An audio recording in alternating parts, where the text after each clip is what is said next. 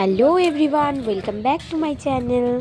আজ যেহেতু লাস্টের দিন, তাই সমুদ্রে অনেকক্ষণ ধরে স্নান করেছি, তারপরে সোজা খেতে চলে এসেছি। দেখো, আমাকে একটা ভেজ দিয়ে দাও। ভেজে কি কি থাকবে?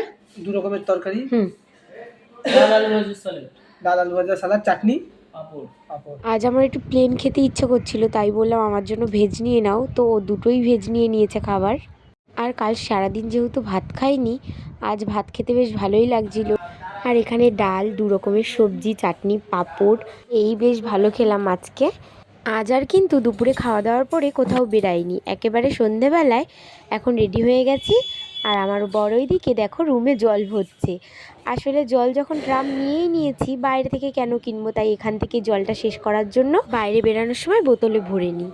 আর আজকে সন্ধ্যাটা কিন্তু আমরা নিউ দীঘাতেই কাটাবো। আমার বর দেখো আমার উপর একটু রেগে গেছে, আমি যেহেতু দুপুরবেলা খেয়ে দিয়ে একটু ঘুম দিয়েছি, তাই কত কথা শোনালো আমায়। গাইস গাইস সব জায়গায় আমার বউটা লেট করে, এই কারণে আমি ঘুরতে যেতে চাই না, বউকে নিয়ে কোথাও আসতে চাই না এই কারণে। তখন বলেছি বেরোতে, এখন কটা বাজে? 8টায় বেরিয়েছি, 6:30 থেকে রেডি হতে বলে। হয়তো কেউ বিয়ে করে বউকে নিয়ে আসবে না দীঘা ঘুরতে, বন্ধুদের সাথে আসবে, মজা আছে, ঘোরা যায় না। তো যাই হোক, বরের কথায় বেশি পাত্তা না দিয়ে আমি চলে এসেছি এখানে বন্দুক দিয়ে বেলুন ফাটাতে।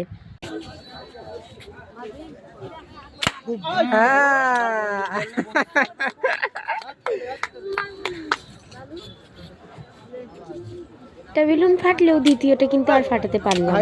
হয়নি। এবার বরকেই দিয়ে দিই। আরেকটা মারো, তারপরে 3টে আছে, আমি মারবো।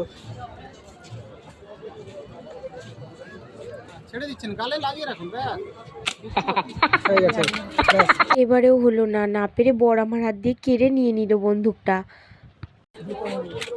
বলো কোনটা ফাটাবো? ব্লুটা, কোনটা? ওই ব্লুটা ঘুরছে যে ব্লু। দাঁড়া।